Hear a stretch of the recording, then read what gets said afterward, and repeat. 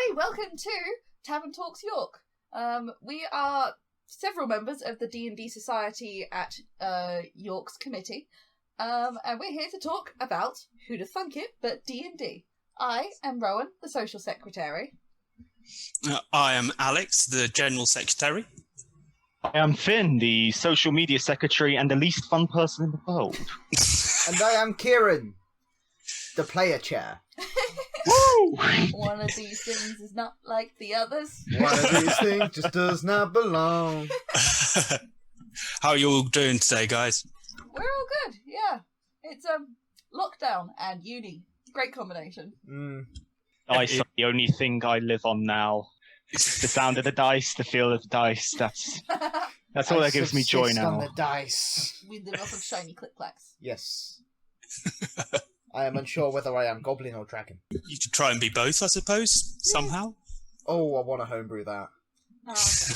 A homebrew goblin dragon. That's a discussion for another day. Yeah, that's enough. No, it's for another day. That's a Would you horrific like creation A of a day. goblin-sized dragon or a dragon-sized goblin? Considering dragons only get bigger as they get older, I'd fight the dragon. I feel like we're getting severely off topic here, guys. True. Yes. D&D Society podcast, everyone. It's great to be here. The pinnacle of professionality. Mhm. So this here is our Halloween special episode, which is very special because it's also the first ever episode. And we Hey. started Woo! with a special. Yeah. Yeah. So for the first chunk of time here, we're going to be talking about horror and Halloween things and all that fun stuff. Ooh. Thank you for the sound effect. Guys, A-class. Gotta keep it spoopy.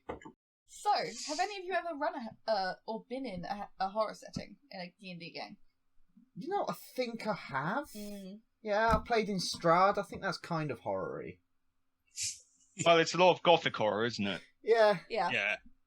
a lot of I've- turning PCs into vampires. Yes, that was very fun. I've never been in an overtly kind of horror setting in D&D. I've played other tabletop RPGs are available, and I've played in ones that are essentially horror focused there, but not in D&D. Yeah, systems like Call of Cthulhu, which are really good for horror. Mm. The one which is legendary, that you can actually die from getting shot. Yeah, guns can kill people. Who'd have thought it? I know. Have you, Rowan? Yes, I DM for Curse of Strahd, including for Mr. Player Chair here, and have been for over 6 months now, which is a lot of fun. A lot of time dealing with my crackpot insane wizard. Yeah, after a certain point, horror tends to have a bit less of an effect, especially when people decide to run characters that are batshit insane. Yeah. How have you found? What the hell was that? This is Samuel. How have you found running horror? Running horror has been very interesting. You have to find the right level between what the elements of the horror, like if you have characters that think and breathe in there, how they would understand how to make the PCs scared, and also just, I am the god above gods and I'm going to do things that I know from what the players have said is going to freak them the fuck out. And there's always the element of times when the players get freaked and times when the PCs get freaked, which is an interesting blend. They Yeah. usually cross over. Usually, but there's often times where, like, if the PCs have said, these are my character's fears, this is what they're scared of, but the actual player is just like, I don't give a fuck. You know, doing really good on that not swearing thing. But Yes, we are only limited to one F-bomb per podcast session. I think It's we've already being used. You're already being Christ. used. Is that one as a group or one each? We should have really discussed this before making the podcast, eh? I'd say it should be one F1 per minute. I think that's a good limit. But yeah, a lot of the times people have to roleplay their character being scared of things which they're not, which is always very interesting, especially for people who don't have phobias, then trying to figure out what it's like to be in the headspace of somebody who does. Yeah. Well, I would say in that moment, the best way to also effectively use horror is to juxtapose it with different moods. So, for instance, one of my one-shots is it's very like everyone's having a great time in the beginning. It's very funny. There's like silly voices going around. And then when they come to that moment where it's like, oh God, here's this thing which is so scary and terrifying, that's when everything's just like dead serious and everyone's really dead. And also seeing the satisfaction of players just absolutely shitting themselves. Yes, that is the best.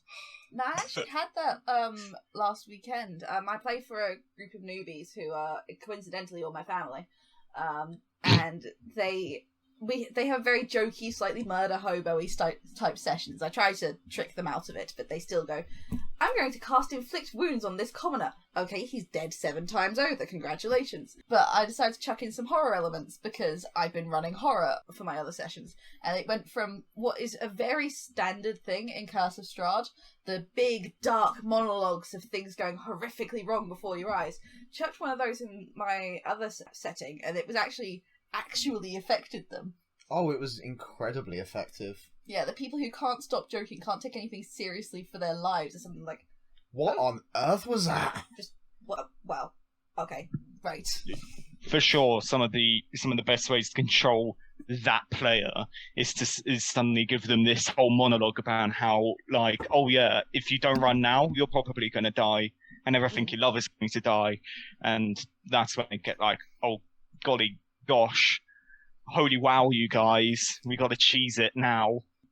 I think elements of horror are a really good way of getting otherwise jokey players to engage with a setting. It tends to ground them that there's more going on in this game than just you're stabbing people. Like when your crazy wizard finds out that he's not actually raised where he thought he was, and is in fact from the very land he's now trapped in. Thanks for that. You're welcome. I sense there's a lot of tension between the player chair and the Rowan. I suppose it's one of those ones where it touches on some interesting points though, because like with horror, it's all, like a lot of it is about how you manage threat and what different players will find threatening, but also sometimes it can go into essentially areas that some DMs won't want to go into. So stuff like overtly controlling certain aspects of what the players can do. Like just because obviously limiting options can really drive home actually like I just cannot do what I want to do. I do not have the freedom anymore to do this or that, like, or this is not inside my control anymore, and that kind of stuff. So either people that have DM'd, how do you find those sorts of things? Like, or if you've been a player in that sort of situation, do you mind that sort of stuff? If stuff starts to be more kind of imposed on you or your options start to be limited? I find that really difficult to do to my players. I am normally try to be rules of cool, try to be, if you want to do it, you can, I leave it really open. When I'm having to put in those elements where almost instructing how it has to go or what their actual reactions are for the players, it feels wrong, but it's always very effective for the players. You try to grimace and stare at them, but you are dead.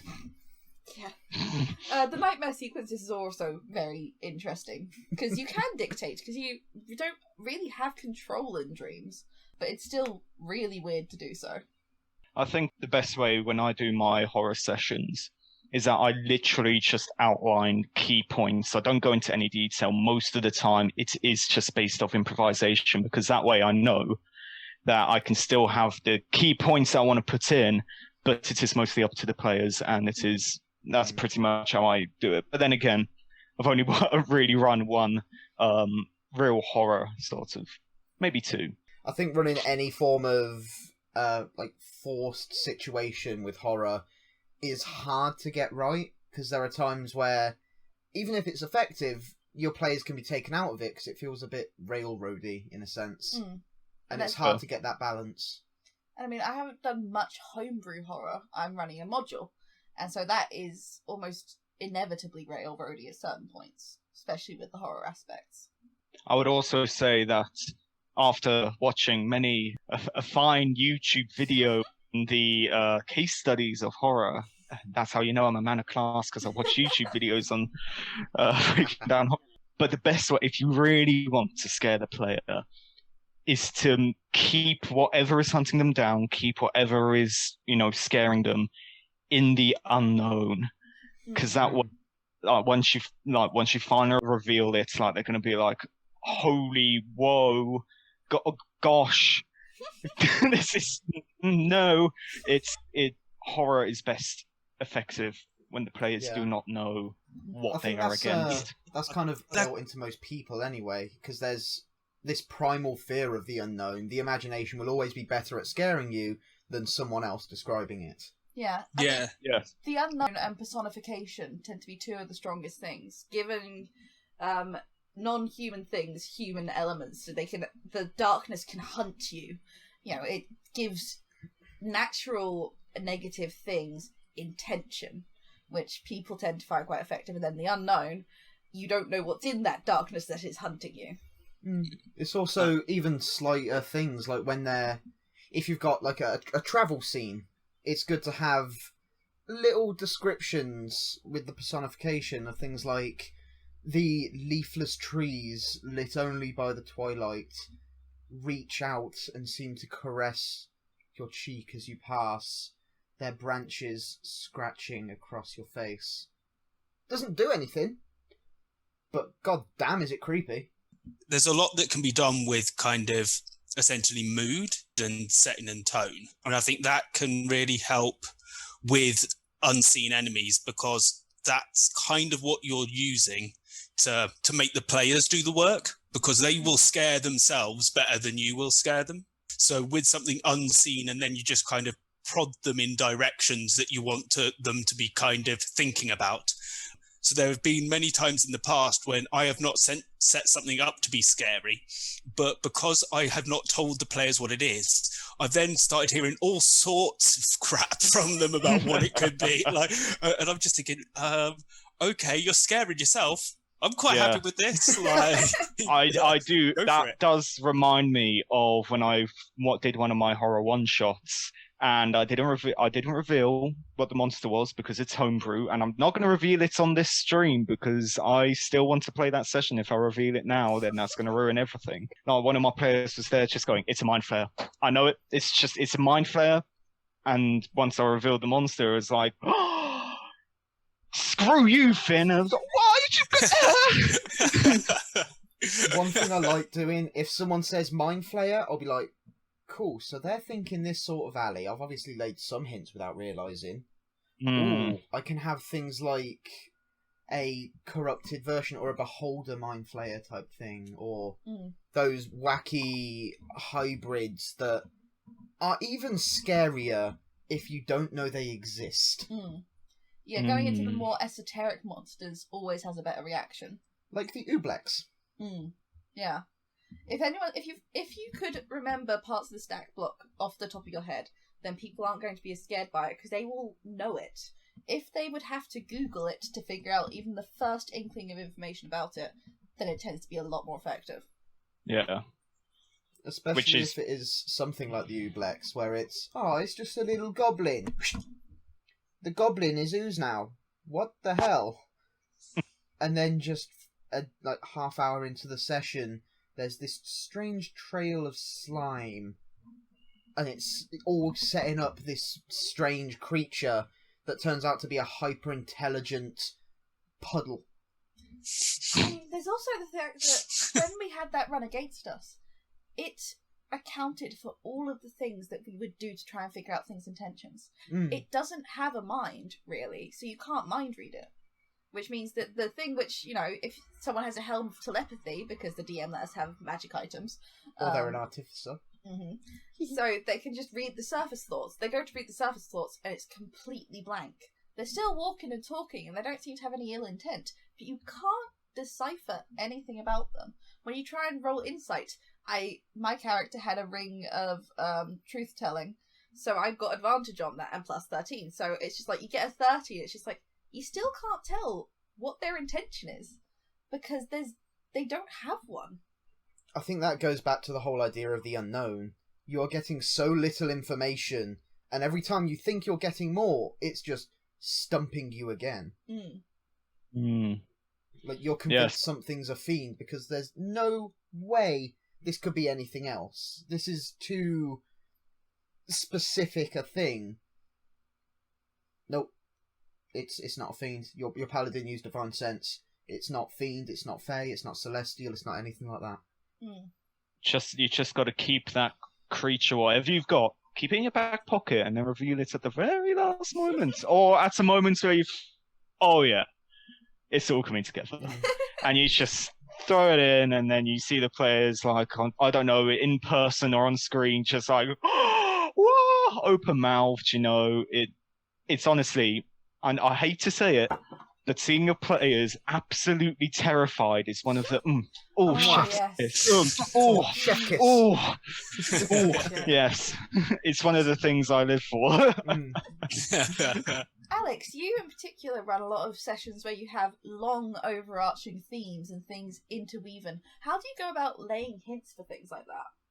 Well, one of it is just with language. So I try to keep my language as open and non-committal without being misleading as possible. Like, not only with descriptions of things, but also answering the players' questions. Two of you have played in games that I've run before, so you will know that I will go for it certainly could be, or like you can certainly try, and that kind of like. So that's one way of kind of encouraging players to just interact with stuff on some levels. Like, in terms of kind of actually, I tend to signpost essentially, and then also if it's something that's really core important, then those are the moments where as a DM you have to make the decision of whether you want to railroad or not, a little bit, like in terms of just like turning them towards this for a second. I don't know, for me, if it's really something that is that big and key, like I will take a lot of cues from essentially novels. Like, so if something is really that key, then you're probably going to have essentially signposts of it 4 or 5 times. So when the players and their characters look back, they can go, oh, actually, we saw it back here, or we saw something of it, or we kind of felt its presence in some way. And then you'll have some players that will really latch on to something and they will just go for it instantly. And then you'll have others that will kind of just be almost more mercenary, where it's just like, yeah, like that's something that's kind of going on. Don't really care. It doesn't seem necessarily really related to what I'm doing at the minute. But then generally by the time something related to it has come up for the 4th or 5th time, they'll be kind of like, oh, okay, I should probably be paying attention to this now. So in terms of things that are, I suppose, relating it back to horror, at that point it becomes almost more of, kind of like you say, it's almost more of a theme or a setting sort of thing first. Like, you almost don't, depending on as a DM how you treat your world, like it goes into world as character kind of areas where like just the setting and how it acts of itself is kind of a character, but you're not necessarily looking to give the players like something really to latch on to, but then they can still kind of interact with this character almost remotely until you want to drop the bomb, essentially. But that can lead to quite a directed method of play. So for people that are like into more full open world, that can be more difficult to do,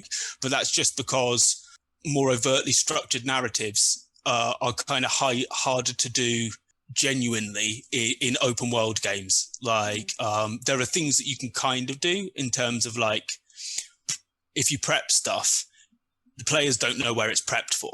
So you can always kind of like move it from this town to this town if you want to, and this kind of stuff. Like, it's more of a screenplay, and not try to do everything in one go, essentially. So there's also been a couple of times where those signposts have kind of ended up biting you in the arse. For one, there was the time you had the cat, and I decided to play a gnome who can speak with small animals, and I spoke to the cat, and it turned out the cat was a major plot point that wasn't supposed to turn up for like 20 sessions. How do you handle that? For me, it's just, right, I decided to put the cat there, and so my intention was that you guys would probably miss it or not bother really interacting with it, or not interact it with it in the way that you did and ask the right questions, kind of thing. And so I was happy it being there, but also it's like on the same level as a DM, you have to be willing that you're going to create things that people are never going to see or interact with, like, and you have to be willing to just let those go. You have to also be willing that if you put something in there and you intend for it to not really be interacted with, but it could be, then you have to accept that if it is, you run with it. Like, you put it there, players have interacted with it, they've interacted with it in the right ways, so you just run with it. And if I wanted to, or if it was more like, if I had a slightly different DMing style, it's one of those ones where I could have always been quite oblique with answers or just had it run away. So I've always got that power if I want to. It's one of those things where, like, as a DM, you are essentially the kind of, you can make those calls. Like, it depends on if you can live with them, because, like, your players have never met that cat, you know? So if you make it run away, they're not going to know that that's not necessarily what they would do normally, or this kind of thing. So, but at that point, it's just like, if you can live with that as much as anything else, and is it truly the best thing for your game? Like, is normally the other consideration I have. Yeah, that's all really fair. Are there any monsters that people have played against that they've specifically found more scary or horror typed than others? Harbin Wester. So for anyone who doesn't understand, which I'm sure a lot of people would not understand, I think some of the scariest monsters in D&D are not the ones found in the monster manuals, but in the characters that the DM can put on the game.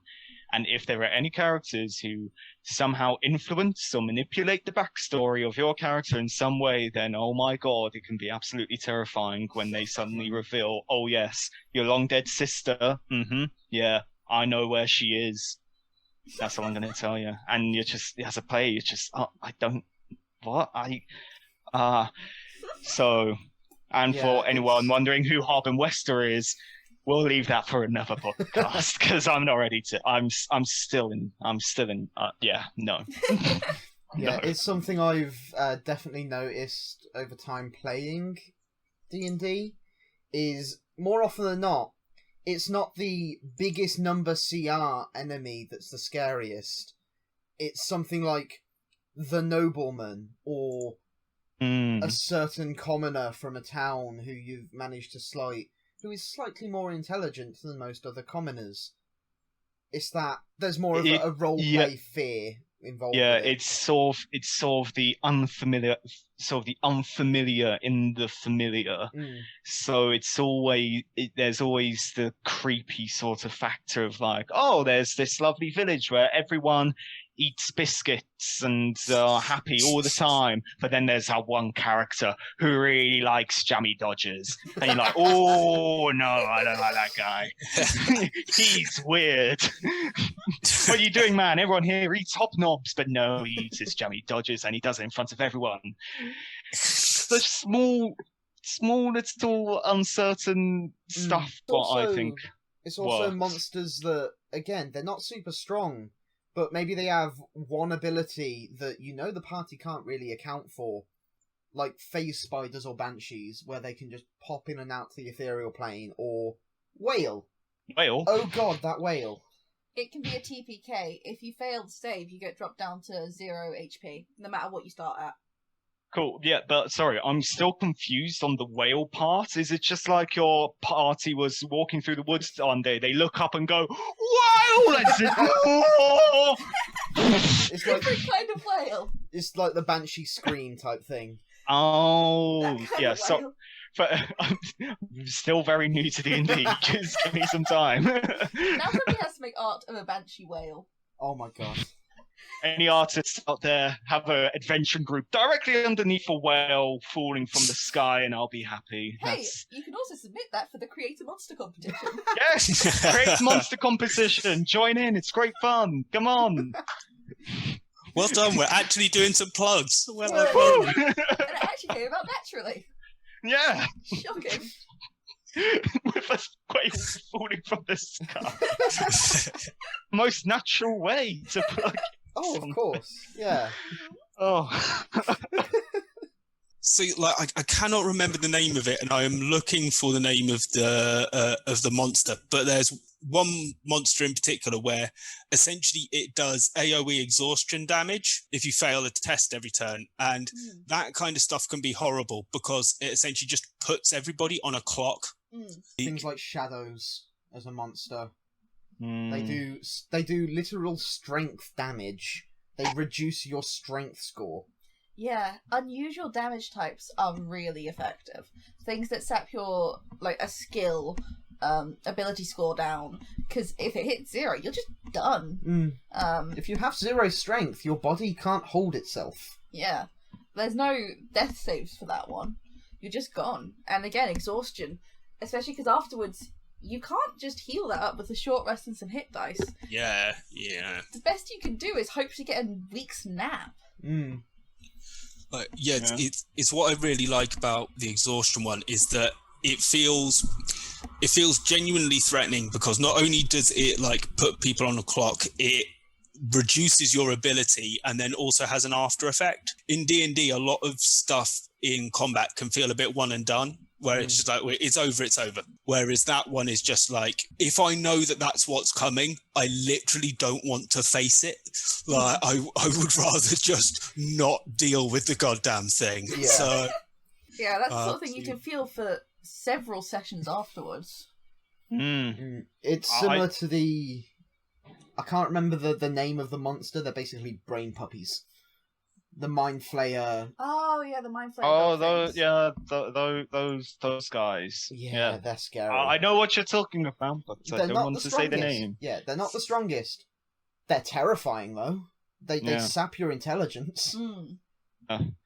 I think speaking on part of like looks, description. My God, description. If you just describe, like, I don't know how a person, like, they may have this disease that turns them into a monster. Describe how the body horror. Yeah. I mean, I'm a sucker for body horror. If you describe like, the only way that the monster can come out of the person's body, I don't know, he does something really, really bad. I don't know if I can say it. It's his flesh around his back and it falls. Oh right, okay. Rowan's going really into it. I wasn't sure if I should have done something, but Rowan's done it for me. Okay, it's a horror. I mean, if you're talking body horror, taking inspiration from media, take Indiana Jones Lost Ark. Yeah. Just adapting that to be less comedic. Yeah. Less like horror comedy sort of thing. And more, oh no, I'm describing this. It's going to scare you. Yeah. And there's obviously things people have visceral reactions to. If you describe body horror involving eyes or fingernails, people will physically be unable to stop themselves from grimacing. Obviously, that's the sort of thing you have to check with your players first. Oh yeah, get that consent forming, guys. Yeah. Because yeah, quite a lot of ways of doing horror. They're probably going to be on the consent list. So, ironically, that list can be used to scare your players. Yeah. More than just having to do paperwork. If might also add something as well to the list of terrifying your players. I hope people are writing all this stuff down. But like, if you just, one of the most effective, and I say probably one of my favorite sessions I've ever done with one of my groups, I sent them into a town. It was great. They were having a good time. And then they just met an old man at the back of a tavern who gave them a very small poem. And it's stuck with them ever since. If you guys don't mind, can I please say out this poem, because I have it right in front of me? Be my guest. Yeah, do it. Okay. I'll try and get on my creepiest voice if I can. Who is the thing that hides in the darkness, that follows and watches from your deepest fears, stalking and staring and always hears as it nears? Who is the thing that preys on your weakness, knocking and scratching inside, always seen but just out of sight? A distant whisper, a nearby blight. Who is the thing that takes our young, causing harm with insidious claws, exploiting every one of their flaws? Who is the thing that terrorizes the scared, getting them caught and snared? Who is the thing that watches you and I? And I think one of the best ways to effectively describe horror, lots of pauses. And occasionally it's going to feel awkward at the time, but silence will also really unnerve a player. Thank you, that was my TED Talk, you're welcome. Voice dynamics is really effective. Oh, yeah. Knowing when to speed up, especially if you have to do a long monologue, speeding through some sections and then going really, really slow and enunciating every single word will completely change the pace of everything, and it will force them to listen to how it goes. I'm running quite a chaotic version of Descent into Avernus, but one part where I've properly managed to scare my players is in a saving throw type vision where they're given this scene and it's talking slow. So there's this dark, endless ocean that seems to pull you down. And then partway through the vision, you're speeding up and you're starting to get slight panic in your voice as this, and you're giving these massive different forms of imagery and speeding up and speeding up. And pause. And silence. And finale. And then story. It's playing not just with tone, but with like emotion as you're talking. Because if you're trying to get across, no, you should be scared. Sound scared for them. It will work a treat. Yeah, I thought you were going to bring up the one that you did ad-lib, the doll. Oh yeah, I've almost forgot about that one. So we as a party, were going through this mansion thing, and we opened the door, and there was a doll. In the module, the doll is completely mundane. However, we opened the door, he got about 2 lines into his block text, and I heard the word doll and went, I am closing the door immediately. And so from there, he felt compelled to freak us the fuck out. So the doll then appeared lovely. in a different part of the house. They went back, it wasn't there. They looked in the cupboard, there is a torn version of the doll. Its stuffing has been pulled out and left. And ever since then, the characters and my players have developed a fear of dolls. Yeah, if I see a doll in anything, no. No, no, no, no, no, no. No, no, no, no, no, no, no. No. So of course I exploited that with a trial dream sequence where I was attacked by a doll in a room full of dolls. Yep, only one of the dolls was haunted and trying to kill you. But they were all still dolls. Yep. A doll that was hunting you down, made in a room made of dolls in a... So the scene was basically, it's a young girl's bedroom, and there's on the shelves these dozens of china dolls and stuffed animals on the bed and all sorts of doll-themed playthings. And when they look back up to the shelf, there wasn't a space there before. There wasn't a space there before. They turn around, there's a doll sat on the bed. They go to hit it, it goes dark. When they can see again, the doll's gone. And there's this scene before they can do anything where it's, okay, roll initiative. Also, the spell Darkness, probably one of the most useful spells to use in a horror setting, because you're gonna have people, you're gonna be there going like, yes, the room, there's no candlelight, there's no torchlight. Then you're gonna have that one player being like, actually, I've got dark vision. For God's sakes, Kevin, fine! You see the monster at the back of the room! Like, actually, I cast light on a pebble and I chuck it at the bad guy. Okay. Oh, God, fine, go on, Kevin. God's sakes, Kevin. Yeah, I think Darkness is an incredibly useful spell, not just for horror, but for smart enemies. Yeah, it's not really a very useful spell for PCs. No. Unless you've done something like a Shadow Sorcerer Warlock multiclass. Yeah, at which point it just gets a bit esoteric. Yeah. But one that is underused by bad guys is silence. Having your spellcasters really prepared, and then the bad guy's like, now you can't make a single noise. Good luck casting all those spells with verbal components. Or just showing... One thing that will scare players is showing your villain has prepared. They go up a staircase, and as soon as the first person goes up, there's this void that appears as they cast darkness. The enemy is smart. They know that they don't have a way of seeing through it. And if I was being really mean, it could be, cool, you walk upstairs and you see strange runes dotted across the hallway. But before you can get a better look, the entire hallway turns pitch black. Roll initiative.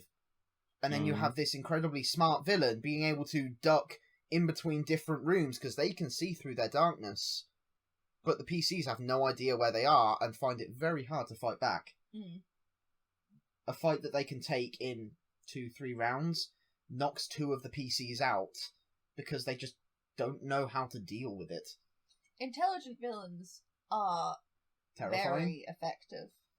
Especially because you can use your meta-knowledge as the DM to go, I know all your abilities. This dude has an intelligence of 20. He knows at least half your abilities. Therefore, I can have fun with this. Yep. That's partly the reason why I've now got a terrifying fear of politicians. So for whoever's watching for my DM that's watching out there, John, I just want to say this one thing to you. Fuck you! I hate you. To be honest, I think all players at moments just go like, oh, for God's sakes. Come on, DM, you can't do this to us. And as DM, you're just like rubbing your hands and going, swirling your handlebar mustache. It was just that one spell, though. Otherwise, they had essentially Chill Touch, Eldritch Blast, and Dimension Door that they save. That was basically all they did. They had a melee attack, but they didn't really use it because why would you want to go into melee with the fighter? You are a caster. The other thing is, PC's aren't that used to going down. Yeah. It's why I wrote those, deal scenes in. Because, A, you get scared because the big bad knows what he's doing. And then you get even more terrified because this almost omnipotent archdevil has just offered to save your life in return for a favour. You can accept. They haven't decided what that favour is yet, though. That's another one of those things where you're kind of almost taking away player agency. But in the right way, they still have the choice to not accept. They may or may not die for the choice, but it doesn't actually affect them narratively unless they let it. Which is a nice way, again, to force them into the rock and a hard place situation. Yeah. If they didn't take the deal, then the other person who was up can quite easily stabilise them, or even bring them back from death saves, because they had healing. But they were too scared and didn't realise. Yeah. And if we need to move on at any moment, I want to ask the podcast crew here of Tavern Talks a question. A very spoopy question, if someone might say, but I think one of the most effective, if you want to do a horror session and you're there, you're scratching your head like, what do I do? I don't know how to scare the players. What am I going to use? If anyone here, has anyone had a moment that they cannot explain, a supernatural moment that they cannot explain and has left you very, very scared? Because I've used moments in my sessions which I've experienced in IRL that I could not explain, but I found very, very creepy. Shall we tell some ghost stories? I haven't ever really had one of them. No, I mean, there's things that are quite easily explained away, like you hear a door creak in the middle of the night, but you think everyone's asleep. There's that subtle, again, horror of the unknown type experience. Other than that, I've not really experienced much in the sense of supernatural and fairy type situations. Yeah, I mean, I haven't really experienced anything supernatural, like, but where I used to live, the way that the light would play with you, where like at night when you're walking home and that kind of stuff, if you've gone out to the pub or whatever you're doing, it's one of those ones where I've used those sorts of things like that aren't overtly supernatural, but give you that kind of same tingle up your spine when you first kind of like go, shit, like who's there? Yeah, Alex, like those moments when you're just like sort of waking up and you see your pile of clothes looking like a demon and you're just like, oh my God! Yeah. Oh, Christ, God's sakes. Or having the coats on the back of the door look like some looming shadow. Yeah. I've actually had to, this current situation in my room where I had coats on my door and I woke up one night thinking there was a shadow figure there, and I was just like, oh no, it's just my coats, I'm putting them in the wardrobe, I'm not waking up to that at 3 a.m. in the morning. But I'm asking this question because York is apparently one of the spookiest haunted cities in the world with 2,000 years of history, everyone's saying, in the paranormal community. I mean, Bunch of nonsense on my behalf, but I was raised in what people... is the oldest town in the country. It has so much history, but I've never seen it any more haunted than York is. And York is mostly haunted in the sense that they have a lot of pubs that like to talk about their ghosts. You want to see a ghost? Buy our booze. It seems to be about as haunted as it gets around here. But it's still very interesting history. Yeah. I mean, Vikings. Who doesn't love a Viking? Who does not love a Viking? Also, Assassin's Creed Valhalla coming out November. I'm looking forward to it. Sorry. Viking is my favourite game franchise. Moving on. Hashtag not sponsored. Hashtag not sponsored, but also play Valhalla. I'm sorry. Moving on. If we're talking about things that just have freaked us out, one thing more recently has been nightmares where it's a perfectly normal dream until you realise you're in a dream, but you can't wake up. Nothing's wrong, but you know you're in a dream, and you cannot wake up, and you're just like, okay. So I know sometimes when someone's sleeping, that if they move enough in their dream, they can do something to make them wake up. Because when Key here has a nightmare, he will end up twitching. Aww. I can tell, and I wake him up. I was like, right, maybe I can do that. So scream at the top of my lungs in the dream, kick and fight. Nothing. I was clearly like a log, but it's just nothing I could do could wake myself up. And that was... Be honest, sorry, Rowan, I hate to interrupt you, but yesterday I had that kind of experience, but I can't remember the nightmare. All I remember is that, I don't know about you, but I hate the sound of insects flying really close to my ear. I hate that. And I must have had a nightmare where, like, I heard this bee just going, and my body did that thing where it's like, get off! And then I woke up in my bed doing the whole thing like that. And it was just like,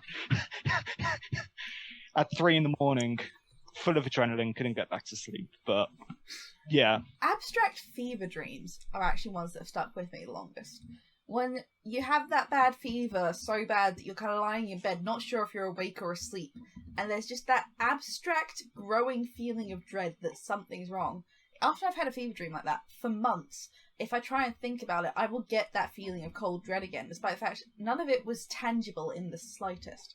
And I don't have phobias or fears or anything, but that one feeling that you can never quite place is the most terrifying thing. It's really hard to break that into a narrative. That waking up in a cold sweat sensation. I can never remember the dream. I always remember that feeling. I think, and for any DMs out there, if the player's like, oh yeah, my character keeps having nightmares, maybe sometimes don't describe the nightmare and just say, oh, your character wakes up in a cold sweat, but he doesn't know why. Something like that. Sometimes do the opposite as well. Or do the opposite, yeah.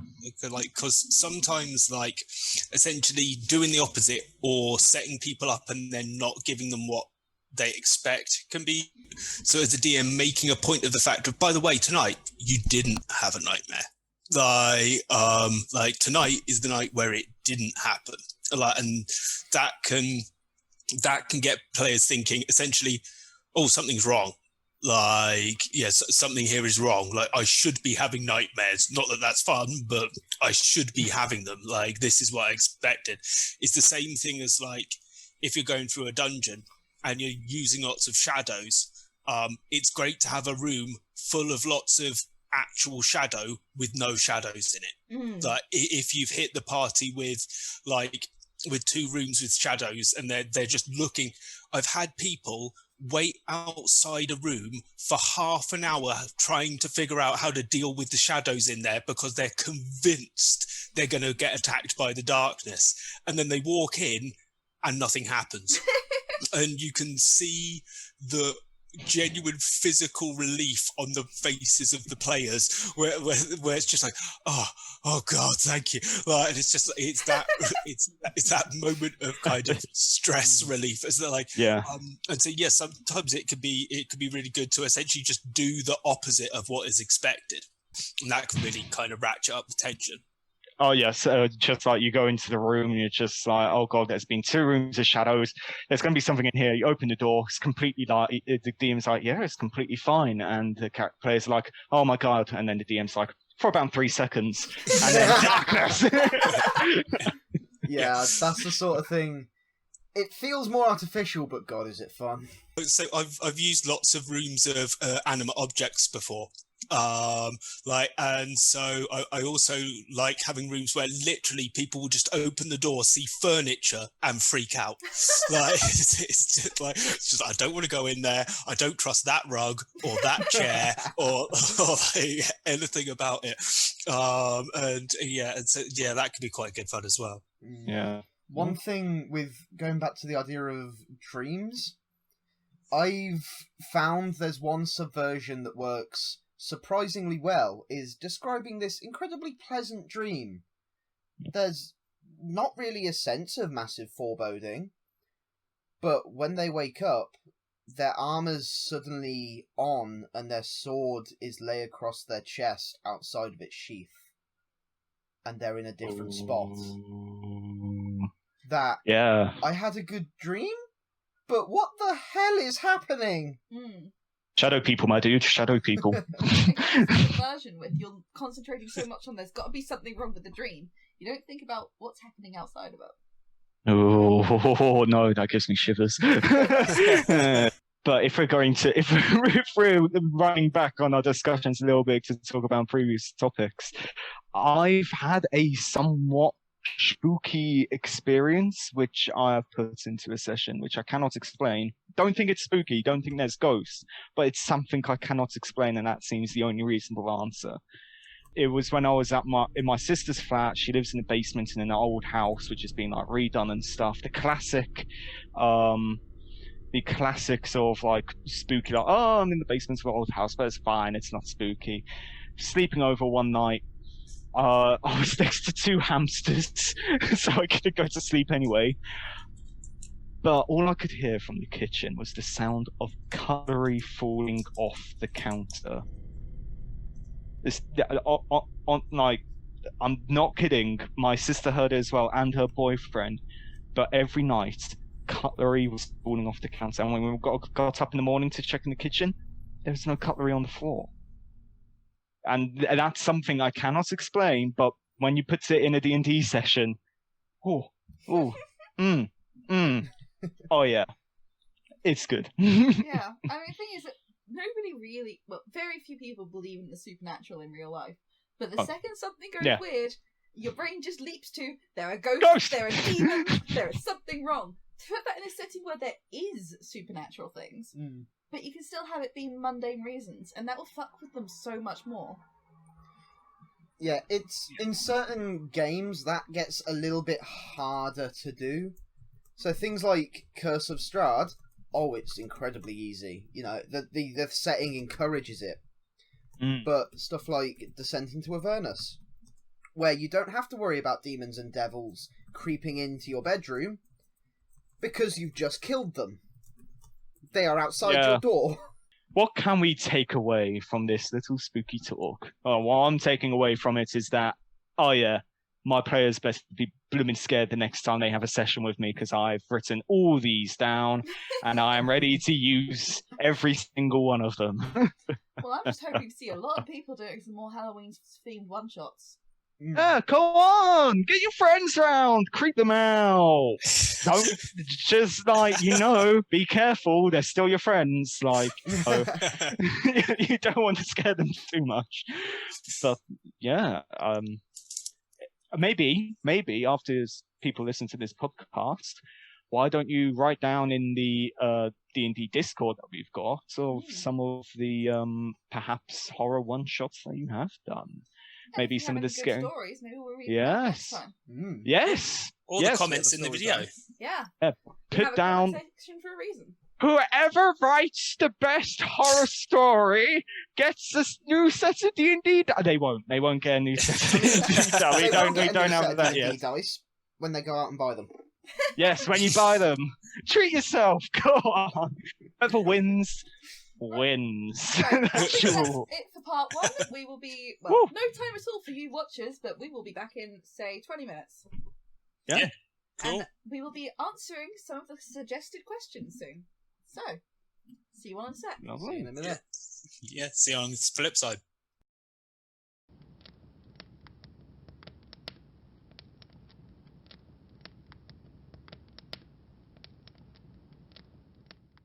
So, welcome back. You've had exactly no time between now and then, but we've had a 20-minute break.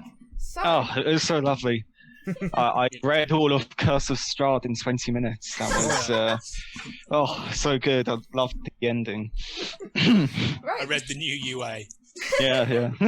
We have some questions from people. Hey! So first off, the Mudkip dude on our Discord asked, how do we deal with player drama at the table? Don't deal with it at the table, deal with it off table. Kick them all out. No. Get them out of here. It depends what sort of player drama, really. If it's just two players' characters don't really get on, then hopefully they can be adults, you know?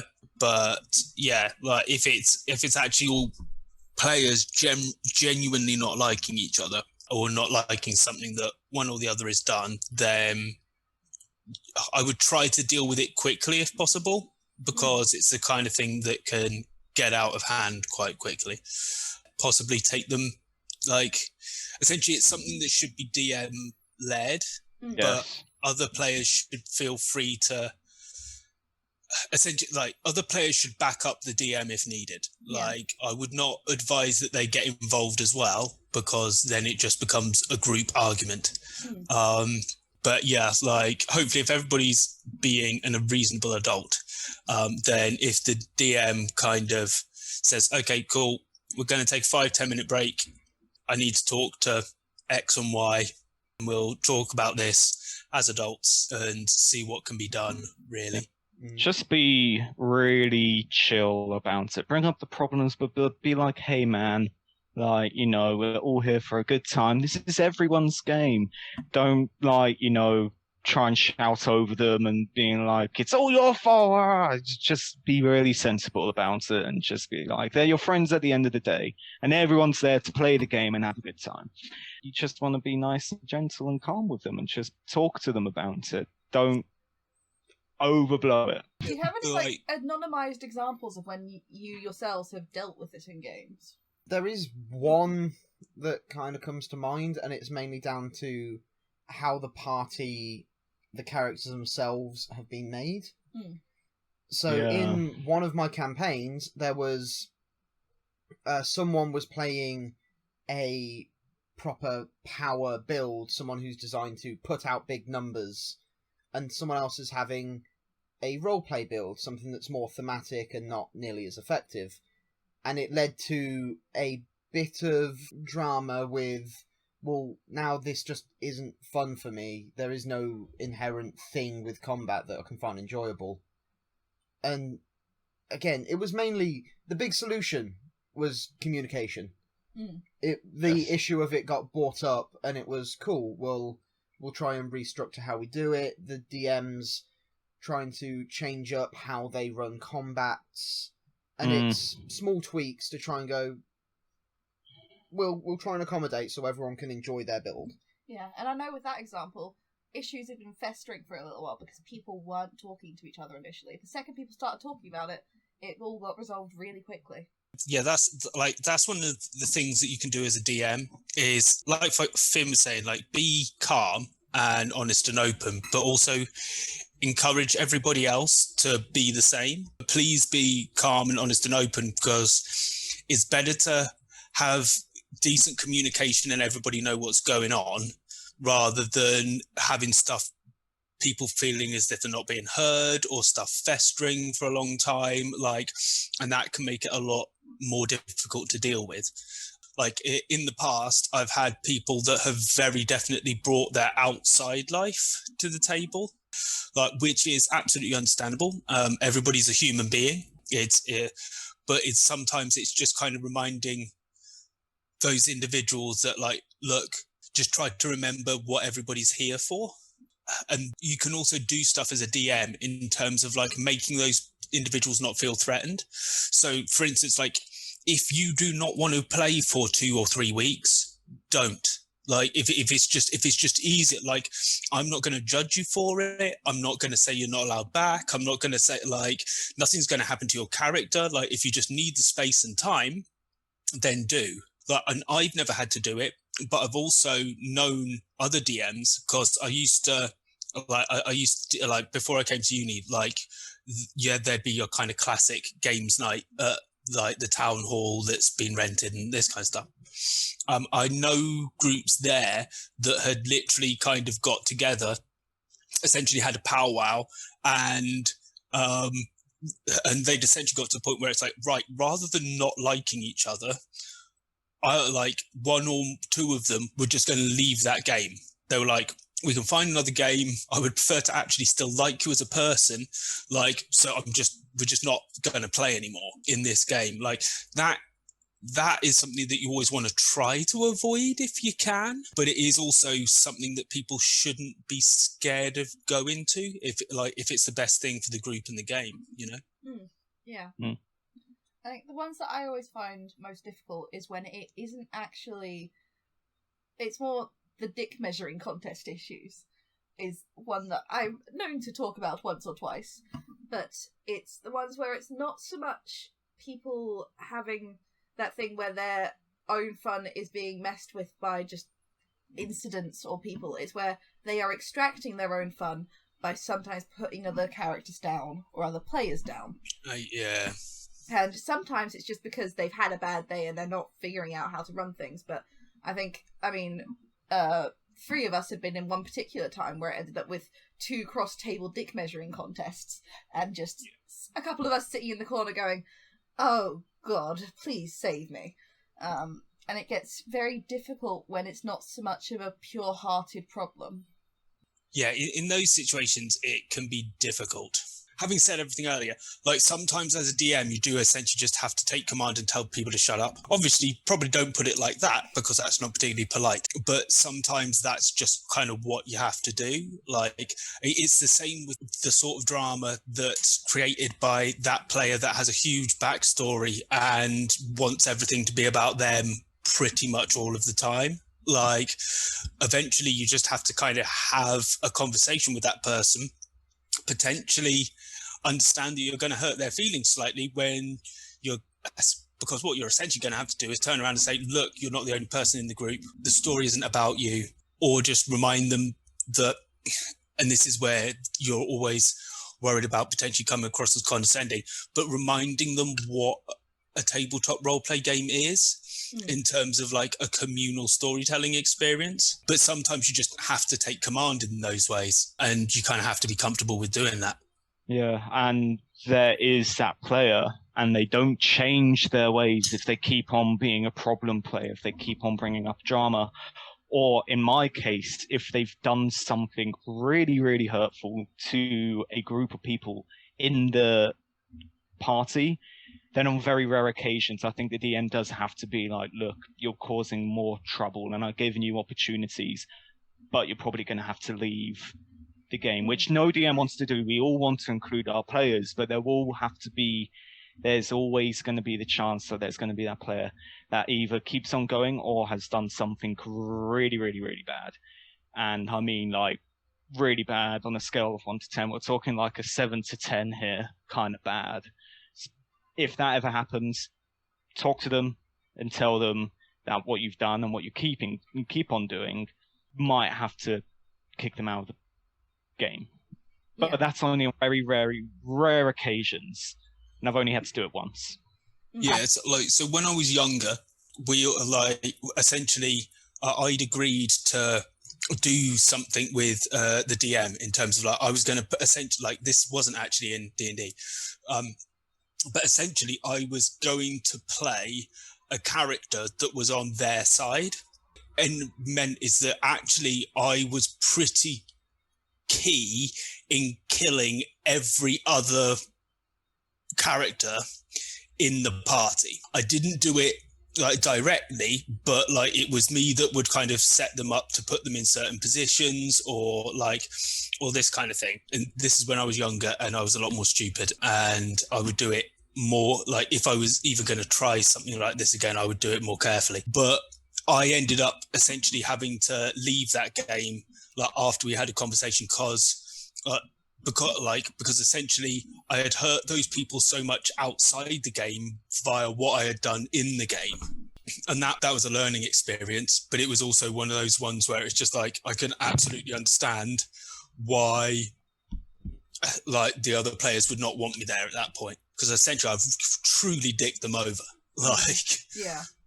Essentially, overall answer to the question, talk to them, stay calm, outline the problems, find solutions to the problems as well. Work with them to find ways that you can work together and with the group and talk to them. Only on very, very rare occasions, if someone is still being trouble or done something really, really bad, then there's have a group talk, discuss it. Then if you have to kick them out, you might have to do that. But ultimately, as long as you talk to them very calmly, finding solutions, discussing problems, should be absolutely fine. Cool. I think we covered that pretty comprehensively. Next up, from Ewan or Ewan, I'm not sure how to pronounce your name, I'm very sorry. Does anyone have any specialist techniques for making backstories? Oh my goodness, backstories are my favourite thing to write. I love backstories. We're going to be quite different on this then, because backstories are my favourite thing to hate. So... What?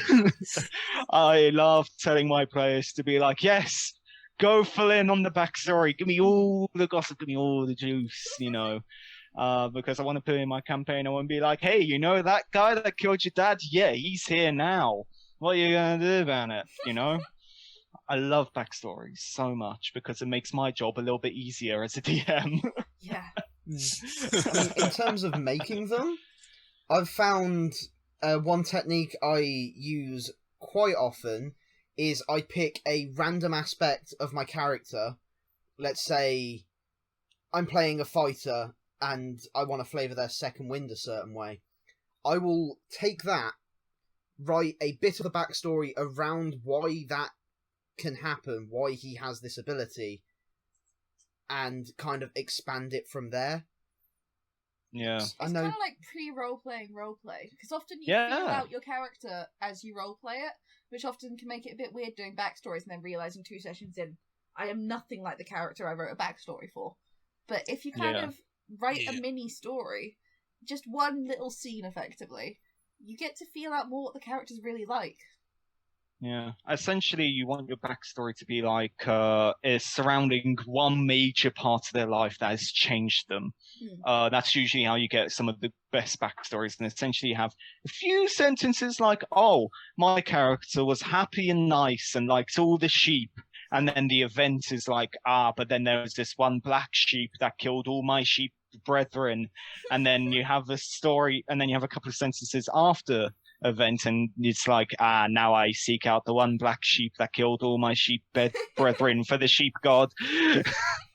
So you want it before, you want an event, and then you want the after event. Is how I like to do it. It's nice to leave a couple of characters in there, I find. Yeah. Have some characters in there. Be like, my dad was the sheep herder, and my mother was the sheep person.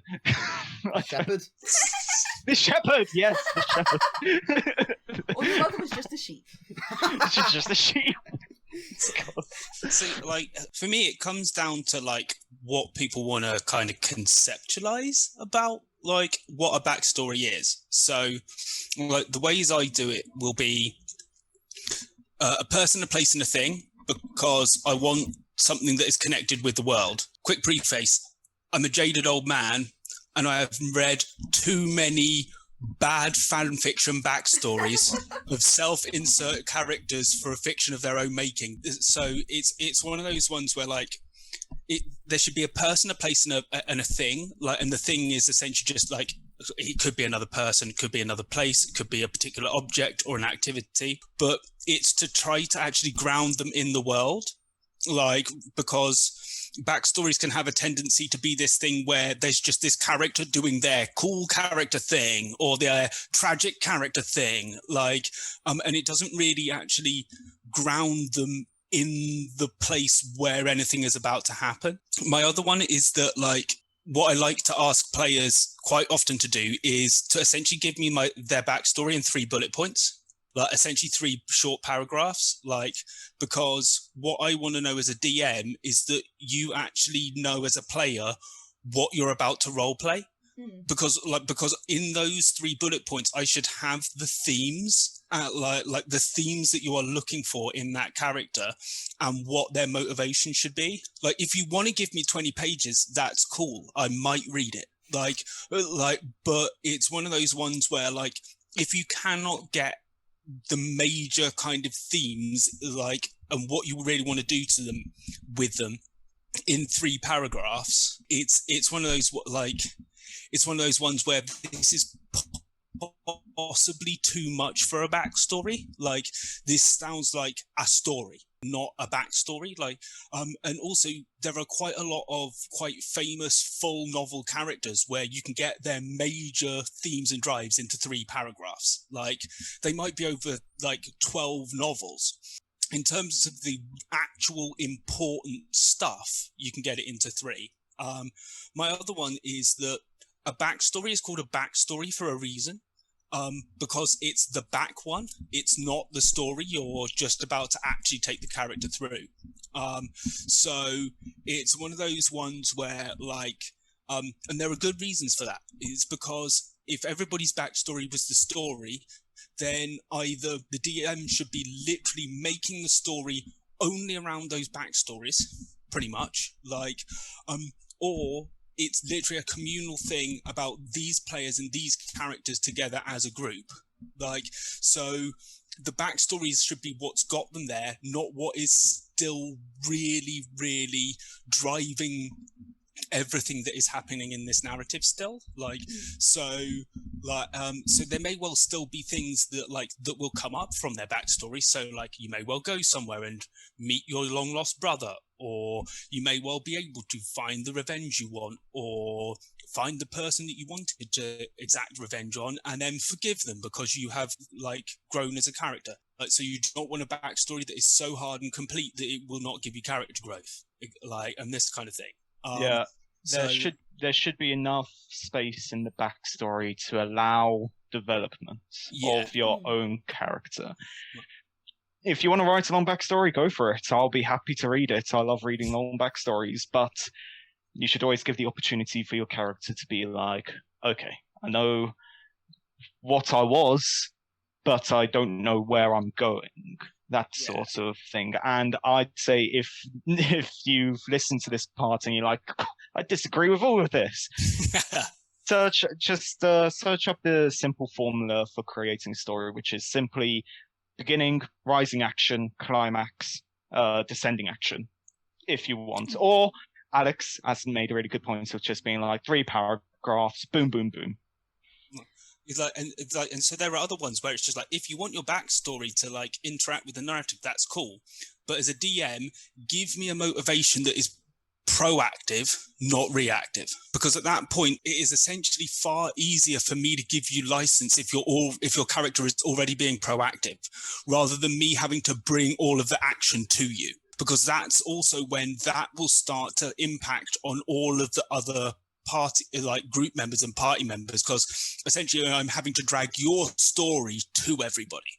So it's the kind of thing of like, if your character does want to exact revenge, then give me something like literally you left following this sort of a lead, like, and this is where you are going. Like, this is what you're intending to do. Like, not Jeff wants revenge. It becomes far more difficult to DM, and also it starts to kind of impact on the potential for everybody else's characters. Also, my last moan, and I swear I will shut up after this. Please do not give me lone wolves. Do not give me goddamn lone wolves. If you're a lone wolf, why are you here with this party? Go home or into the woods by yourself where you want to be. Like, please, please. Oh my God. Not. Like, it's like, but it's one of those ones where it's just like, so I've actually had some players that have done really good lone wolves because their entire backstory is counter to the entire reason of the character, where the character is there because this is them becoming not a lone wolf. But then I've also had players that have run characters where they're essentially just there and moody and wanting to be alone all the time, like, which is very in line with their backstory. But then at that point, it's just like, why are you here? Like, why is this person here? Like, they're constantly saying they can deal with it by themselves. So go and deal with it by yourself for and this kind of stuff. I would say you find those kind of lone wolf players if they've got like a chaotic neutral or chaotic evil alignment. And I can tell from the podcast posse here that the I imagine for a lot of first players that chaotic alignment is looking very, very tempting. But I will tell you this. If everyone's a chaotic alignment, then it is going to be very, very difficult for your group to get along, as everyone's just like, I don't like you, I'm going to do my own thing. And then another person's group's like, don't like you, I'm going to do my own thing. And it gets a little stressful. But just if you're going to choose an alignment, make sure you've got a nice range of alignment options. Also, remember that alignment is generally bullshit, and there's a difference between chaotic neutral and chaotic stupid. Yep, there we go. Summed it up better myself. So, yeah. I think one more thing I find with characters is either writing in a flaw in their backstory, or as you're role-playing for them for the first few sessions, find out what their character flaw is. Everybody has something that is a flaw. Yeah. You may not ever want to have that introspection on yourself, but it's worth having it for your characters, because three-dimensional characters don't happen with the perfect paragon of awesome. No. Think of classic, like, superheroes. Like, think Batman. Batman. He's a cool guy. Dresses as bat, flies around place, beats up crime. Beats up crime. beats up the very concept of crime.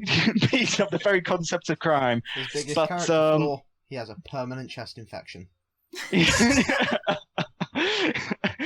But, for example, his flaw is not a chest infection, but rather he doesn't kill the criminals he fights against. He keeps them alive. And if you're going to be a true hero, no true heroes are ever really good. Most heroes can be evil people. I have an aspect of their character which is evil, not saying that they're evil, but they're part of their character has a flaw which can be exploited by someone. Yeah, but their characters do have a flaw. Superman inserts don't make him chaotic evil, but be aware that he's still gonna beat up people and that is wrong.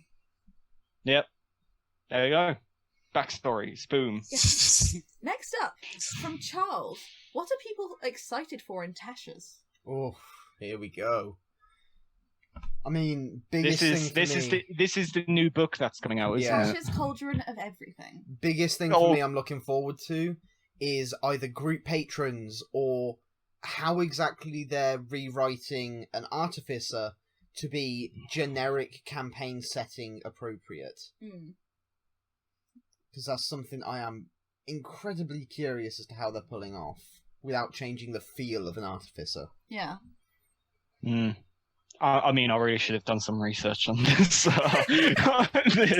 So I have no clue. But this is also where they're getting rid of any racial negative modifiers and allowing more dynamic builds based upon race, which should be a really interesting thing. Yeah, they're having things like you can play a tiefling who does not get a buff to their charisma, or a half-orc that isn't strong. Yeah, who gets dex and int. Yeah. So it's gonna... it should allow much more interesting characters. Yeah, it means you're not... If you want an effective character but still want to be thematic to what you want the character to be, you're not locked into the, well, now I have to use an ASI to make my primary stat decent. It's taken away from what I aimed for the character. You can just go, cool, well, I don't want my half-orc to be strong. I want them to be wise. So I'm going to make a half-orc cleric, and I'm going to do this with them.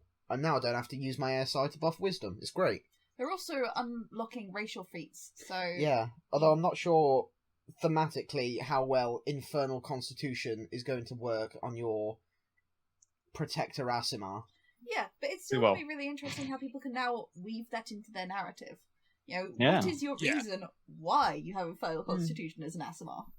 I mean, saying that, I like the idea that it could be something like a diet multi-class into Warlock without taking the diet Warlock feat. Yeah. It's, you made this deal, you have a slight tinge of infernal power now. On the racial feats, like, a lot of 5e is essentially homebrew redressing anyway. Yeah. Like, everything is pretty generic and open, and that's done kind of deliberately so you can then just narratively dress it however you want, kind of. So I'm interested to see how people do that narrative redressing. Some of it. Yeah. But I'm sure it'll be fine. From what I'm understanding about these racial feats, I can't wait to, make a human, make a dwarf, and then, no, wait, that's not where I was going with this. Make a human and give him all the dwarven feats, and then you can become a really tall dwarf. But that's what I'm getting from this. I have no idea what this book's about, but I love it. Sounds great. I'm looking forward to seeing how the luck ones work. The ones that are like on you having the halfling luck thing. True. Oh, yeah. What? That's Luck of the Small, isn't it? Is that what it's called, or is it? Bountiful Luck, I think, is the feat. Is that where you can give your allies your natural one rejection? Yeah, you can. So you just stick that on another character, say a divination wizard, and suddenly you're just wrecking shop pretty much. Natural. So it sounds like we're looking forward to this book. Yes. We're looking forward to this book. We've answered your question. There we go. I think they're meant to be redressing certain spells as well as releasing the UA ones. Yeah. So they're redoing a lot of, I think it's Sword Coast reprints. So it's things like Booming Blade and Green Flame Blade are apparently getting changed up a little bit, which I'm excited to see. And more variant races. Sorry, continue. Yeah. I think it could be, well, essentially it will become the book that if you're a player or a new player, like, you will want PHB, Xanathars, Tashas. Yeah. I'm looking forward to pretty much everything that they've released about it so far to some extent or another. I liked a lot of the variant class feature UA that they brought out. Like, some of it's quite powerful, but feature creep and power creep in D&D is just one of the things that happens with it as an edition grows older. It will be interesting to play around with some of those. So I'm not a huge ranger player, really. I'm more rogue bard, but actually having something that might make ranger interesting or fun or worth playing, like, I think that rangers are the best class. Well, yeah, actually having 13 classes back in the game will be good. Yeah, I think they almost revived a ranger with, I think it was Xanathars, where they have Gloomstalker and some more interesting subclasses. I think Tasha's is set to really change the playing field completely. Oh yeah, I think it's gonna massively change the meta as a whole. Hopefully it won't just be, I'm making a paladin, so I'm going to take a hexblade so I don't have to worry about strength. Yeah. There's hopefully more uniqueness with characters that people can do. Yeah. Especially with the, removing things like negative traits and set racial modifiers and things like that. But yes, also from Charles, he wants us to talk about Modrons. Modrons are great. We have talked about Modrons. Thank you for the suggestion, Charles. Modrons are, as a creature, Modrons are great because they have so many different forms, and there's... Would you like to explain for those who don't know what is a Modron? Yeah, and for me as well, thank you. So on the neutral lawful plane, Mechanus, I think it's called. Oh. There's these creatures that essentially are beings of absolute law. It doesn't matter whether that law is helpful or not. If you say it is law to do this, they will do that to the letter every time. To the point where if you're not allowed to touch a vase and someone knocks it, they will think, oh, easy solution to this. We'll put a sign on it that says, don't touch the vase, and it will work. They're also a hive mind, aren't they? They're a hive mind. And you get these basic Modrons, and it goes all the way up with, you've got like quadrones, pentadrones, and things like that, and it goes all the way up to these cosmic level Modrons, which oversee aspects of lore on different planes as part of Mechanus. Hey Matt, if you felt like editing in some pictures of Modrons, that would be really helpful. They're Yeah, also whoa, sturdy look as hell. at all these pictures of Modron. Wow. Whoa, look at this Whoa. one. Whoa, Look at whoa. That one's amazing! That one's a cute. Wow, look at that one which is edited. It's like the President of America. Whoa. Good luck, Trump is a Matt. Modron. Whoa. Because he fucking breaks every law. He's a rogue Modron. He's an anti-Modron. Yeah, good luck, Matt.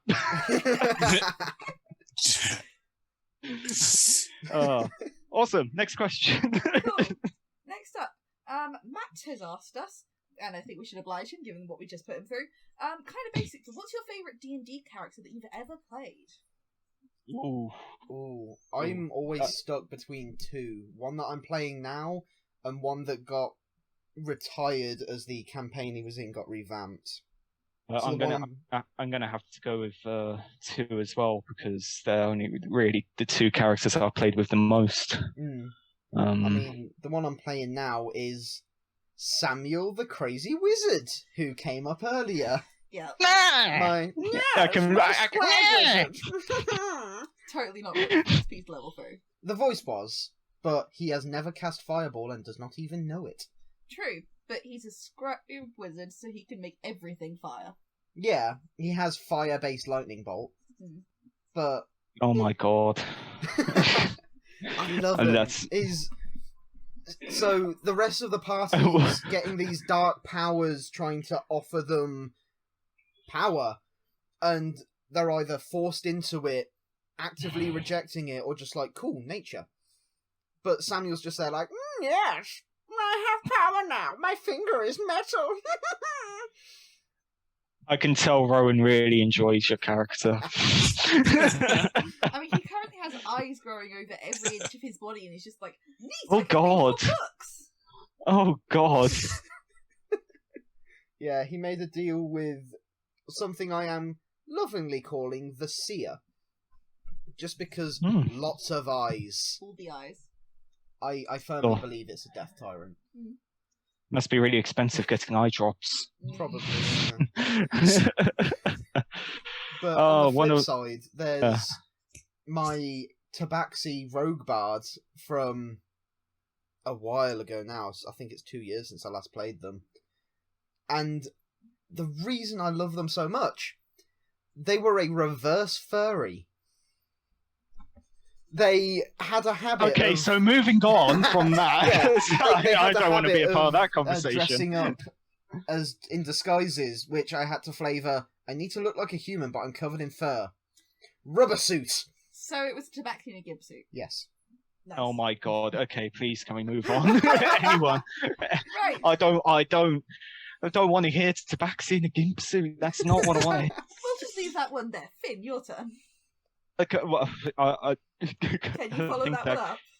I think Tabaxi in a gimp suit is more than enough for a Halloween podcast, but I'm afraid nothing's quite as horrific as that, but my all-time favorite character that is still around, sort of, he's chilling in another realm of existence, plane of existence, that sort of thing, is my very first character I ever created, who was a human fighter, cliche, I know, but still. And his name was Arsenios Zuthus, and I'm so... yeah, he's got arse in the name. So what? So what? But he was just the coolest. He was really mean at the beginning, but like through character development, of course, he turned into a really nice guy. He's just been really nice to play as. He's just really nice. And then I played Bard called Jamie, who got stage fright. Anyway, the two great characters. I love them to pieces. One of my first custom figures is actually Arsenios. And I got him on my shelf, terribly painted, but I love him. Nice. He's my little boy. Alex, as our resident forever DM, have you ever played a character?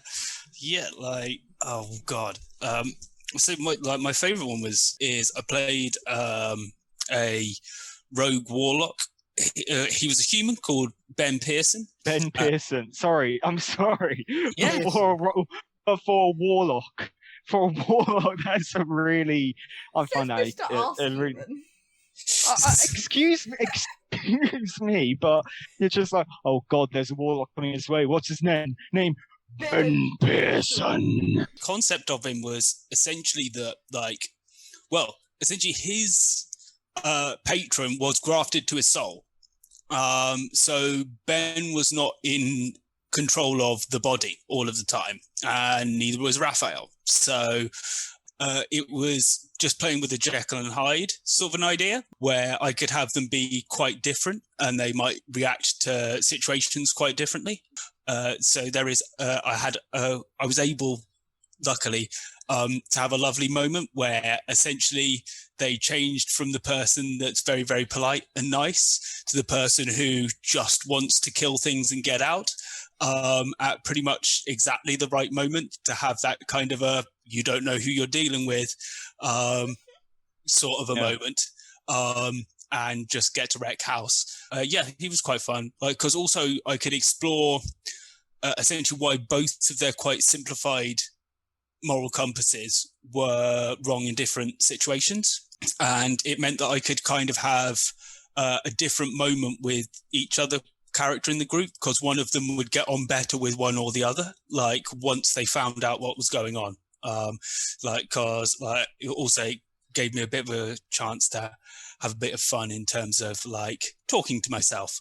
And if people have seen Critical Role, a bit like Ford's accent slipping every so often, and people kind of just going, oh, hang about, what's going on there? That's literally a different voice. And so it let me have a bit of fun with that. But yeah, I really enjoyed playing Ben. Probably before that, in other editions, I played essentially a human fighter called Zaza, who you invite us for the win. Woo! But we were playing in an evil role play. But our DM was he was very, very upfront and strict, so we couldn't be crazy. We had to be very, very careful. We had to be we had to know what we were doing. The threat of being found out who we actually were was there all the time, and so but also any time that you kind of wanted to be nice, you would get punished for it because you made the deal with me, you idiot. Who do you think you were making a deal with?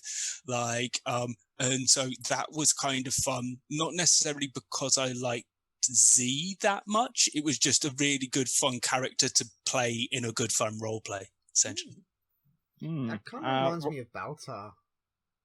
When the one time Alex is the evil one-shot that you ran a while back. Yeah.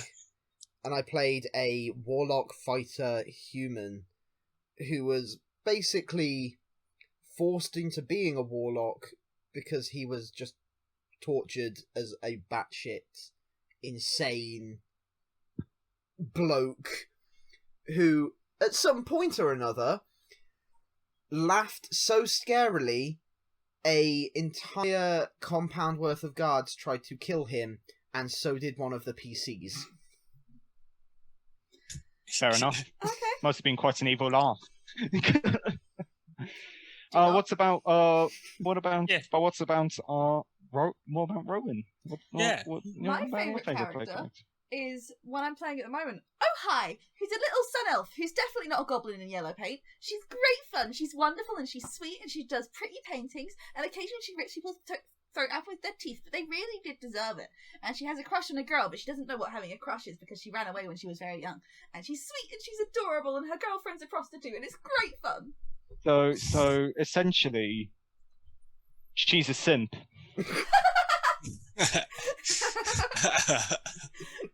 Yes. Ohai is a simp. Yep. And she's You heard it here, folks. Makes sense. They have got, what, 6 int?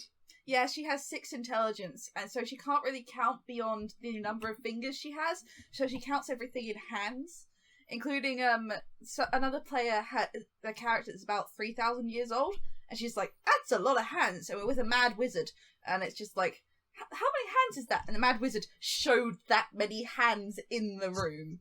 It's just like, "That's a lot of hands. How many hands worth of hands is that?" 1,500. You're welcome. 1,500 pairs of hands. You're welcome. Yeah. But I feel like I need to shout out one of my characters, otherwise one of my groups are going to get very angry. I play a profanity-ridden penguin who who swears all the time. Kind of sounds like this. He doesn't really give two shits about what people think about him, and he smokes a blunt every once in a while, and just gets really, really high when he wants to. My God. Roland, MVP of my campaigns. Anyway, that's the end of my my joyous love for that penguin. God damn that penguin. Right. That brings us to the last question. Dom has submitted. How do we steal Alex's beanie? Alex, Socially we set it up. distanced methods only.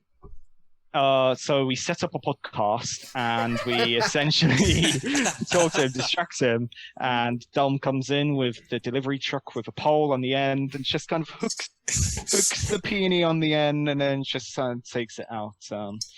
I mean, I was thinking something like a quadcopter. Quadcopter, one of those grabby trash pickers. Yeah. Yeah. Alex, how will you defend your beanie? Probably just kind of keep my door and windows closed. Damn it! Ultimate counter. Well, actually, there's one more way that you can counter D&D players getting a beanie. Roll for initiative. Perfect. So I think that's probably a good place to end this for today. This has been a lot of fun. Oh, no. Yeah. So remember, find us on our Discord, find us on Facebook and YouTube, and SoundCloud for only the most recent episode. All links below. Only for the most... Yeah, follow links. Like and subscribe. Smash that like button. In the face! Like a boss! And thank you again to Matt, our wonderful editor. Thank you, Matt. Yeah. This is the easiest one for you to edit. This is us for being nice. Once we figure out your level of skill, we've got to push it, and you know that. What were those creatures again? Modrons. Modrons, paid up Modron, right? Smash that like button. Modron smashing the like button whilst looking like Donald Trump. Wow, Matt, that is very impressive. Well done, Matt. Thanks, Matt. Absolutely brilliant, Matt. And the best part about this is that we haven't said bye yet, so this is still in the podcast. It has to say. So even if you don't want it heard, Matt, you've still got to edit it out. Yep. We love you. We do love you, Matt. But yes, thank you again to Alex, our secretary. Finn, our social media secretary, who really needs to check his social media more, mate. And to Kieran, our player chat, who's, you're feeling your role, you're playing. And thank you to me. And thank you to Rowan. Yeah. And thank you all for listening. Yeah. Let's hope your rolls are as high as Finn's penguin character. Yes. Thank you so much for watching, and hopefully more of these will come soon. Very soon. Every fortnight, in fact. Provided the world doesn't fall apart too much. Bye! Take care.